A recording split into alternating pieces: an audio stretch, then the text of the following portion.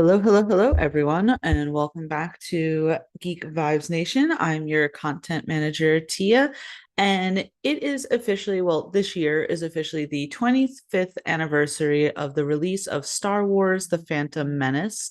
And as someone who is a huge fan of the Star Wars prequels and who has really been getting into Star Wars in general in the past year or so, I wanted to take a moment to kind of do this experiment of doing a tier list. And I know that tier lists are quite popular on YouTube and all that stuff, but this is the first time that I've done one of these. And I wanted to do a tier list of ranking all of the Star Wars movies and TV shows. I went on one of those like tier maker type of websites because that seems to me to be the most reasonable way of doing it. So forgive me if it completely comes out like shit, but I'm trying my best here. Okay, so how we're going to do it is obviously here is the tier list sort of thing again on a website and all that. And here are all of the movies and TV shows that I am going to be ranking. Now, complete disclaimer here, there are some of these projects that I have not seen before, so I will let you know that, but pretty much basic ranking, right? S tier, A tier, B, C, D, this being like God tier, this being like really great, good, meh, and then like trash, right? So I think let's just get into it because yeah. So let's get with the first one that I have here, and that is I think it's the 2003 Clone Wars mini cartoon. It was called like, yeah, so this was 2003, right? And this, I'm gonna be honest with you guys, right? For this cartoon, I saw a little bit of it and it's just not my thing. Like, I know that a lot of people really like the 2003 Clone Wars cartoon, and a lot of them consider this like their favorite version of General Grievous, and a lot of that. I find all the characters to be overpowered in this. I mean, there are scenes where Mace Windu is completely decimating an entire droid army all by itself, and it's kind of like, okay, what do we even need the clones for? Personally, I don't think the voice acting is that very good. I mean, the animation is pretty good as a cartoon animation. But besides that, I don't really like this. And I know that's already going to get me a little bit of flack, but if you like it, great. I know a lot of people enjoy this, but for me, unfortunately, oh, hang on. Okay. Unfortunately, it's going to go here. It's going to be in the last one. I'm sorry, guys. Next up is the Bad Batch. Which the third season will be coming out very soon. That'll be the third and final season.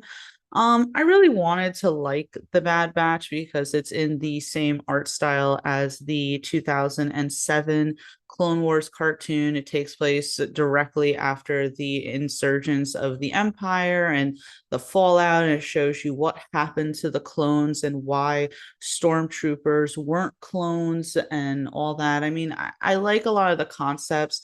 I unfortunately think that the character Omega is pretty annoying. And it's just there's a lot of episodes that kind of are the same formula where we got to do this thing. We're almost done with it. But oh, no, Omega insists that we have to go back for someone. And that kind of throws a wrench in everything and all that. So there's that. And the team itself, I mean, some of the characters are good, but some of them are just a little too unique to the point of obnoxiousness, if that makes sense. I mean, again, I like seeing Rex in it. I like that there's a lot of complexities here. So I'm not saying it's a bad show, and I am very excited for the third and final season. But because of a few things, I'm gonna have to put it. I'm gonna put it in B. It's just okay. I don't think it deserves a C, so it's gonna go in B. Okay. What do we got here? Why can't I read? This is terrible. Okay, so this is Star Wars Episode 4, A New Hope, which is the while in chronological order isn't the first movie, obviously the first Star Wars movie to have ever come out, and it is a great movie. I just rewatched the original trilogy, I want to say last summer, and so much of this still stands up. And I mean, the story of Luke, Leia, Han being introduced to Darth Vader and the Empire, and this great movie about the rebellion trying to finally stick it to Darth Vader, destroying the Death Star. I mean, there's so many great things that are set up in this original movie. It is still beautifully shot. I mean, learning about how they even created a lot of this with painting and stuff. I mean, I'm probably not explaining it correctly, but this is because I don't want to even overstep myself because I'm I'm a Star Wars fan, but I'm not a Star Wars historian. So, but I do want to say this movie is great. It still holds up to this day. And for that, we are going to put it up here, S tier. Yeah. Okay, Rogue One is the next one, and I have to tell you, I absolutely love Rogue One. That already, I'm not even gonna chit chat first. I'm gonna put that in the S tier. Rogue One is amazing. I'm gonna be honest with you guys, and I'll talk more about it when I actually get to these titles. But with recent Star Wars movies, I've not been too happy with pretty much all of them.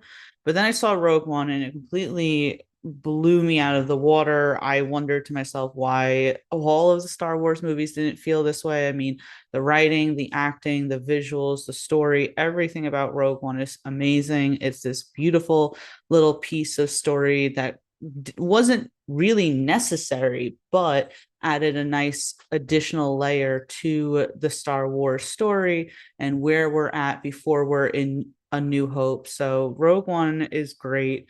That Darth Vader scene at the end of the movie is just phenomenal. And, Diego Luna does an amazing job. So, yeah, definitely S tier. All right. So, next we have is Solo, a Star Wars story. I'm going to be honest with you, I did not see this movie.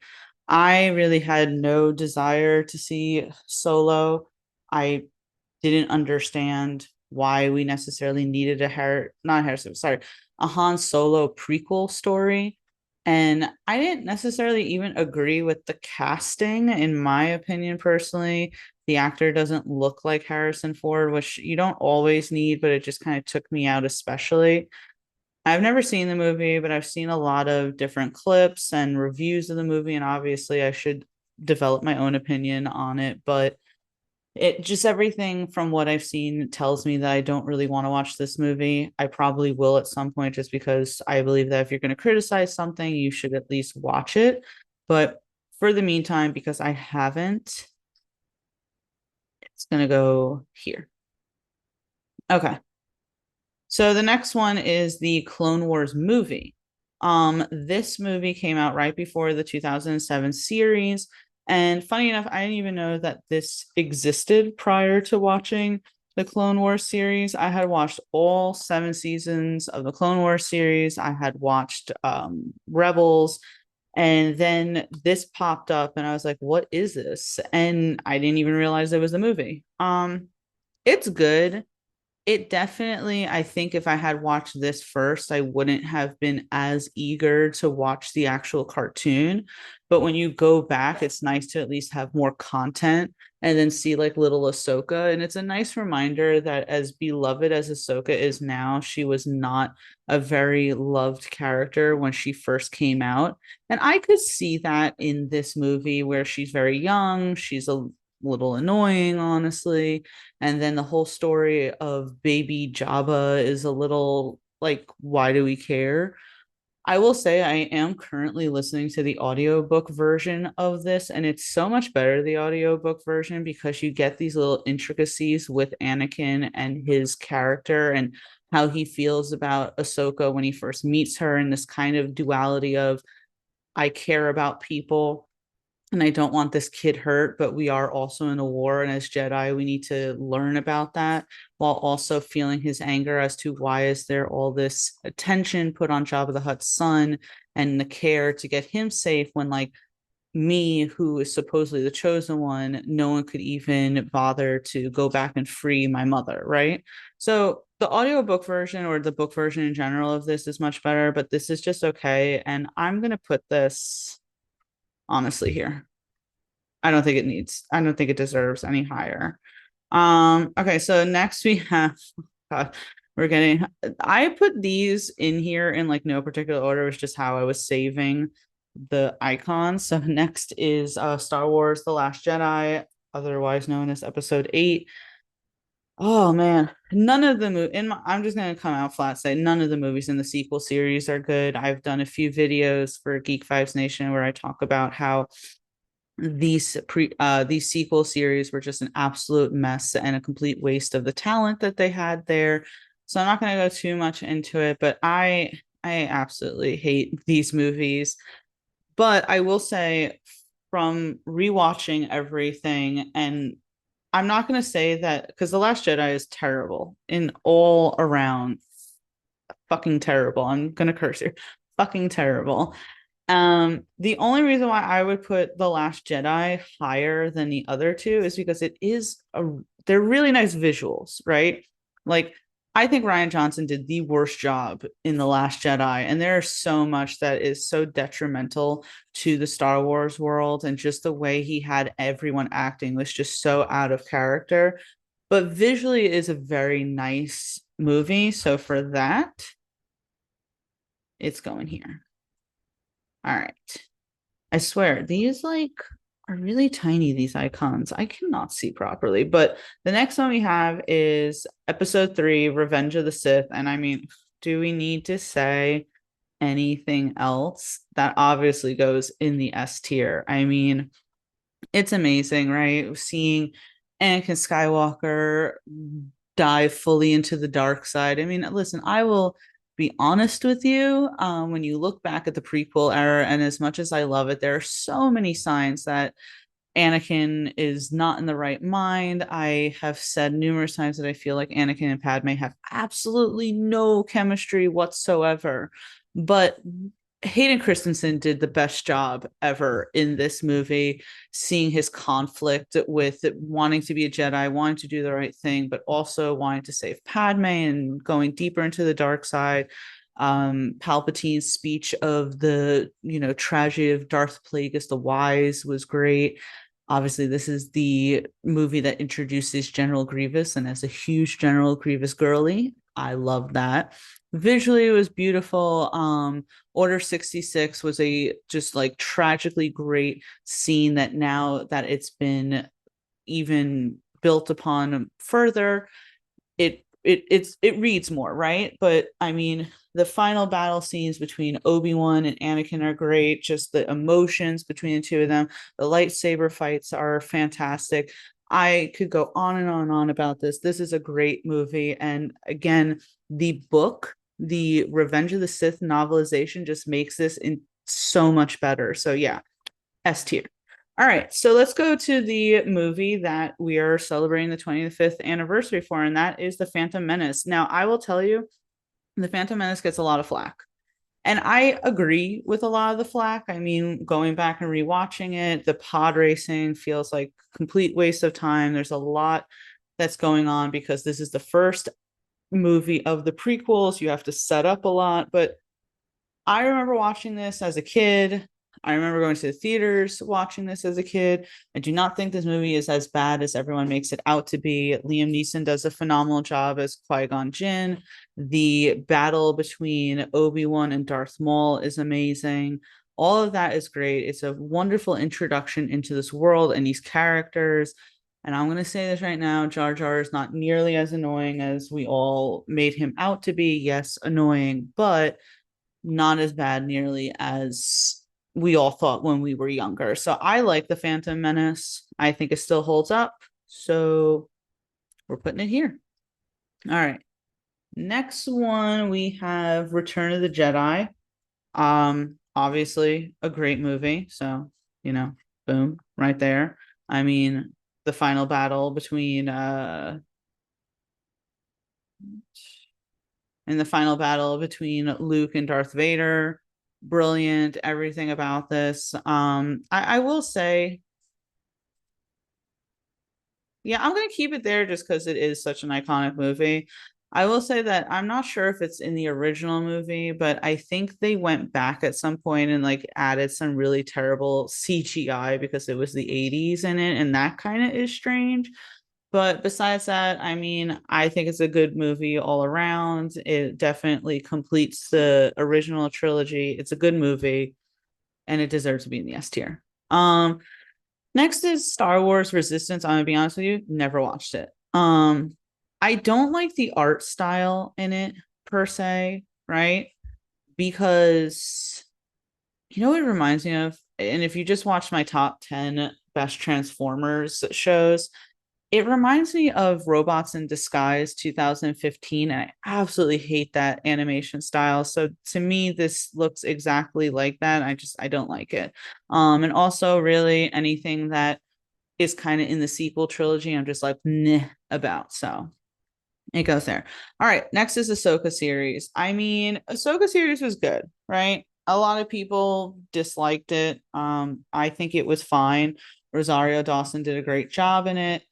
I thought it was funny that they made such a big deal in saying that you didn't need to watch any of the Clone Wars or Rebels prior to this, and you absolutely needed to, because if you didn't, you wouldn't know who the hell anyone was.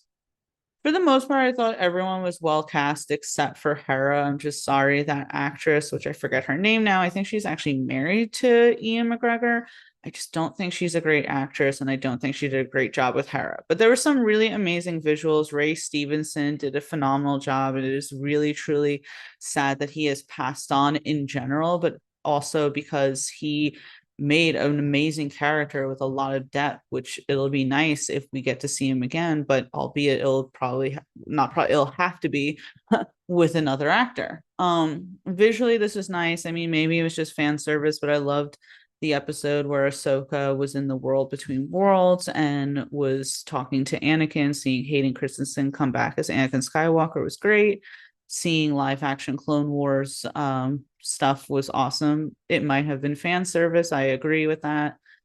It I think there was a lot more that they could have done with it, and there was a lot that felt like we weren't really, I don't know.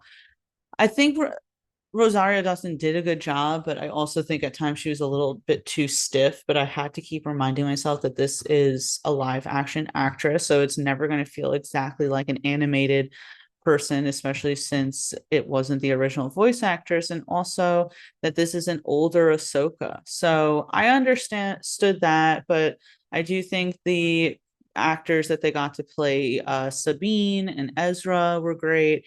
It was nice seeing Thrawn in live action. Overall, I am excited for season 2, but Ahsoka was good. I'm not going to hate on it, but I think it just deserves to be in the B list. So. All right, next let's go to Star Wars Rebels. I actually love Star Wars Rebels. I was a little hesitant after finishing the Clone Wars because the animation style is pretty different, and we are now with this new cast of characters. This is the show that you need to watch if you want to watch Ahsoka, and this is an amazing show. I mean, it takes place, I believe, 15 years after the rise of the Empire, and it is this it's only 4 seasons as opposed to the 7 that Clone Wars was, but these characters are great with a lot of depth to them. I think Kanan Jarrus is one of the best Jedi that we've ever had in, like, not live action but in animation.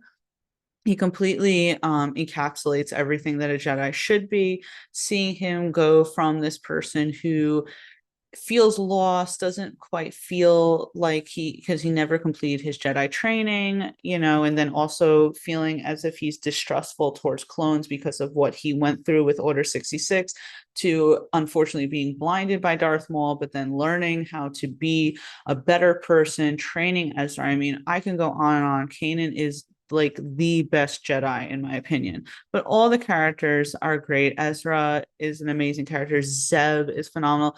This is the show where Hera really stands out, and I absolutely love Hera and Kanan's relationship. Chopper is better than R2D2. I'm just going to throw that out now. This is an amazing show with really cool concepts. The scenes between Darth Maul and Ezra, and then even later the scene between Darth Maul and Obi-Wan is just so phenomenal. This is definitely S tier in my opinion. Now let's go with The Mandalorian. So The Mandalorian season 1 came out during a time where I would say I wasn't the biggest Star Wars fans. Like, being born in 1990, I grew up with the prequels. I've watched the originals, but I never could consider myself a Star Wars fan. It was just one of those things where I've seen it as someone who grew up during the 90s and also someone who considers herself a geek, but I never really felt that into it. Mandalorian comes out, first season is absolutely solid. I mean, it is a type of show that even if you don't like Star Wars, you can get into. Absolutely love Pedro Pascal in it. The visuals, it was awesome. It was such a cool beat away from the sequel trilogy. And then obviously the child, aka Grogu, has become like Disney's top selling toy. And season two was very good as well. Season three really fell off for me. I mean, if we were just doing a tier list where we were just talking about seasons one and two, I would put it higher. But because season three really felt like it didn't know what it was doing, I gotta put it here. Sorry. Next is the Rise of Skywalker, which, right? Is that what I'm doing? Did I miss something? No. Yeah, this is Rise of Skywalker. My bad. Again, these icons are so small. Rise of Skywalker's trash. Absolute trash. Absolute trash. What a terrible way to end the 9 movies, right? I mean, just everything about it. There are so many reviews out there and videos that go further into why these movies are terrible. I hate them. I really do not like them. I don't like the character, right? Kylo Ren is a good character, and Adam Driver is a great actor. Unfortunately, I don't think we'll ever see him back in the Star Wars world because of this. The only reason why, in my opinion, they're making a Rey movie is because Daisy Ridley is the only actor from the sequel trilogy who's even willing to come back. And that should say something because we got Hayden Christensen and Ian McGregor coming back after 20 plus years. But you can't get one person besides Daisy Ridley to come back from the sequel trilogy because that's how bad it was. So this is terrible. D-list. Empire Strikes Back, great movie, obviously. Han Solo really shined in this movie. I mean, geez, another reason to hate the sequel trilogy with what they did with Han Solo. But Empire Strikes Back is a great sequel to A New Hope. I loved the budding friendships between Luke and Han and everything with Leia. It was amazing. Empire Strikes Back, great. Let's do that. The next is Attack of the Clones. Attack of the Clones to me is like a twofold, right? There's a lot I don't like about it because it introduces the really terrible chemistry between Anakin and Padme. I mean, the scene where Anakin says he killed the Tusken Raiders and Padme's just kind of like, oh no, it is so bad. I hate it. But there's a lot of good in there. I mean, it's showcasing the complicated friendship between Anakin and Obi-Wan, Obi-Wan's feelings, Anakin's feelings. It's the start of the Clone Wars. Christopher Lee as Count Dooku is fucking amazing. Everything about him is great. So there's a lot of good in this, but to be honest with you, I don't like the beginning of the Battle of Geonosis when Obi-Wan, Anakin, and Padme are all like chained up. There's literally a scene where I forgot what creature it is, but like Anakin's on a creature, right? After they've been freed, Padme like jumps down and literally kisses Anakin on the cheek, but yet no one knows that they're together. It's just a little odd in my opinion, but there's a lot to like. Again, the beginning of the Clone Wars where you see the droids going a bit up against the clones. That's a great scene. I don't know. I have a lot of conflicted feelings about this, but because I am such a prequel fan, it's going to go an A. Now, Tales of the Jedi is great. I didn't watch this right away. And this is a phenomenal little series, right? It's every episode is different. It doesn't have like an overarching story, but I absolutely love the episodes where we learn more about Count Dooku. It's nice learning about Ahsoka. I mean, this is a great little series that I can't wait for season 2. The animation's done wonderfully. It adds such a beautiful layer to characters that you wouldn't think about. So yeah, S tier, honestly. When people talk about Disney not doing well by Star Wars. I certainly agree that they fumbled the ball on a lot, such as the sequel trilogy. But don't forget that things like these were done by Disney. So, I mean, just saying. Next is Clone Wars again, another S tier. Clone Wars is amazing. To me, if you want to really get into Star Wars, you should watch this show. I mean, it starts off as just this like fun show, there's some wackiness, and then it goes into such depth, right? This episodes where the clones are, I forget the guy's name, but he's a Jedi who's going to turn Sith, and the clones literally are like killing each other under his orders and then rebelling. Asajj Ventress is a phenomenal character in it. I like General Grievous in it, even though people like to say that he was nerfed, right? But Count Dooku, and this is a great version of Anakin, even though again I don't see any chemistry between Anakin and Padme. This is still a great version of Anakin. I absolutely loved ObiWan with Satine in this. Darth Maul was amazing in it. I mean, and then even Ahsoka in her journey of leaving the Jedi Order. I mean, there are such deep episodes and storylines in the later seasons that just are so good. I do wish in the last season, because the thing was that when Disney bought out Lucasfilm, like bought out the Star Wars IP, we were going to have other episodes and stories in the seventh season that never happened. They've been changed around. Like there's the book Dark Disciple, which was going to be a storyline in the seventh season that never happened. So we did get a few episodes in the seventh season that were really unnecessary, when it's like they could have just adapted some of these stories. You can even go on YouTube and see unfinished episodes that were originally going to be in the seventh season that would have been really great, like stories. Either way, though, I mean, the finale, the final episode, the final few minutes of this entire series is just so good. This is just amazing. I have nothing else to say. Amazing. The next is the Obi-Wan Kenobi series. I'm going to get some flack for this, but I'm going to put this as an A tier. I mean, people hate this show. They think that it's the single worst thing that Disney has put out, and I have to hard disagree. I know that people were mad that we didn't follow Luke, instead we followed Leia, but listen, I love the character of Luke, but we've gotten him a lot, and obviously we want more of him. But people, I feel like, tend to forget that Leia is also the kid of Darth Vader. I think she deserves a little bit more recognition. And I think that it was a cool thing to show that this is why Leia trusted Obi-Wan so much, is because she has this past with him. I like seeing people kind of go, oh, Obi-Wan's so sad. Yeah, I mean, wouldn't you be sad if the order that you completely dedicate your entire life to is decimated, that there was this massive ploy under your nose that you could never see? That's the reason why so many of your brethrens are dead. The person, Anakin Skywalker, who's your former Padawan, who you literally considered a brother, is now Darth Vader. I mean, there's a lot. I liked it. Visually, it was amazing. I thought Darth Vader coming back was great in it. The scene where he like single-handedly takes that ship down was just like, mwah, chef's kiss. I know people didn't like that we follow the Inquisitors a little bit more, and I can understand that. That character wasn't necessarily I think her name was Riva or Reba. I think Riva. I mean, the character wasn't great. We didn't necessarily need her, and people also kind of make the thing that she got stabbed with a lightsaber, and it feels like getting stabbed with a lightsaber isn't really that big of a deal anymore. I can see that. I definitely understand. But either way, I'm sorry. Liking things is subjective. I liked Obi-Wan. I thought it was fine. I rewatched it because I wanted to see if maybe my opinions of it has changed, and it hadn't. I think it was great. So yeah.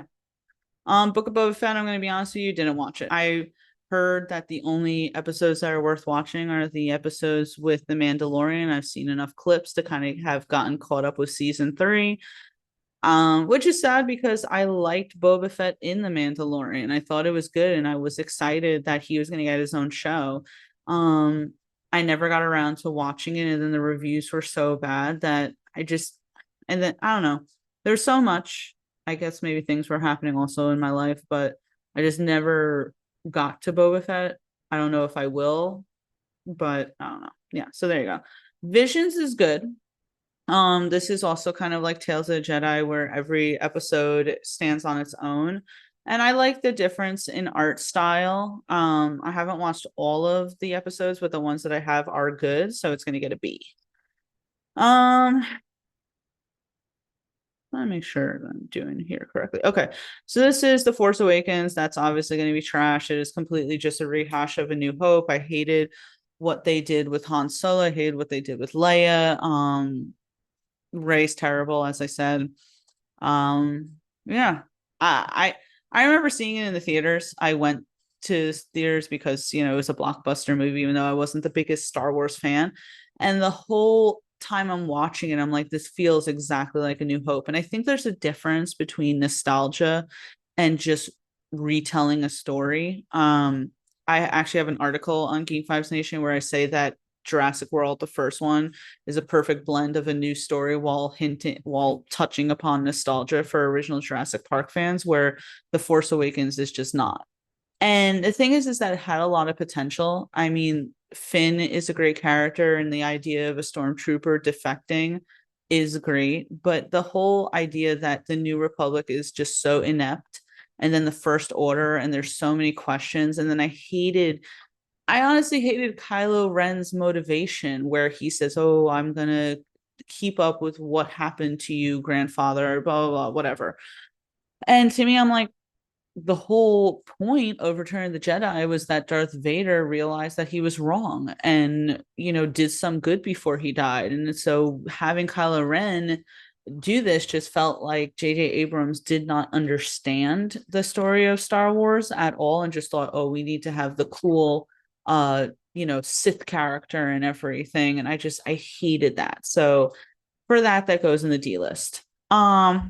And then the last one we have is Andor, which was a good show that is getting right here and everything. I mean, I liked seeing more of Diego Luna as Andor. As I said, Rogue One, I think, is like top tier sort of Star Wars material. And so having Andor was great. The story was really good. The acting, costuming, and stuff. I think it was good. I think it was fine. So that's why it's going to be an A. But yeah, this I don't have a whole lot much else to say with that. I just think it was a good show. But this is my tier list. I feel like I'm forgetting something, but I feel like I'm not. I feel like I got all 9 movies there, some of the TV shows and everything. I mean, this might make a few people's head scratches, but I think that this is pretty reasonable to put in the S tier. A New Hope, Rogue One, Revenge of the Sith, Return of the Jedi, Rebels, Tales of the Jedi, and Clone Wars. In A, I put a Phantom Menace, Empire Strikes Back, Attack of the Clones, Obi-Wan, and Andor. B, we got the Bad Batch, the Clone Wars movie, Ahsoka, Mandalorian, and Visions. C, we got The Last Jedi. And D, we have the 2003 Clone Wars, the Solo movie, Resistance, Rise of Skywalker, Boba Fett, and The Force Awakens. This is my opinion personally, and you can completely disagree with it, and that's absolutely fine. As I said, everything is subjective. If you like some of these more than the others, or you think I'm absolutely nuts for putting something like Obi-Wan in the A column or row, the A row, please let me know. But yeah, this comes from someone who again is a Star Wars fan, likes Star Wars, is really enjoying all of the audible book versions of these characters. But but I wouldn't consider myself like someone like a Star Wars historian. There are some people on the internet who know like every single little thing about Star Wars, all the nuances and everything. I am learning, right? So this is coming from, I guess, someone that you can say is a casual fan, who again has watched all these things, is listening to audiobooks, and I like what I like. So that's it. But please let and again, if this sounds completely crazy, I didn't have a script that I was reading off of. This is the first time I've ever done a tier list. So if it's absolutely terrible, please let me know. I would like to do more tier lists in the future because this was honestly a lot of fun to be able to visually put out everything that I like. And again, if you have a difference of opinion, I want to know. But in the meantime, this is Tia from Geek Vibes Nation. And, let me know all that good stuff. Please like and subscribe if you're not already subscribed. Your support would mean the world to us, honestly. And until next time, guys, bye.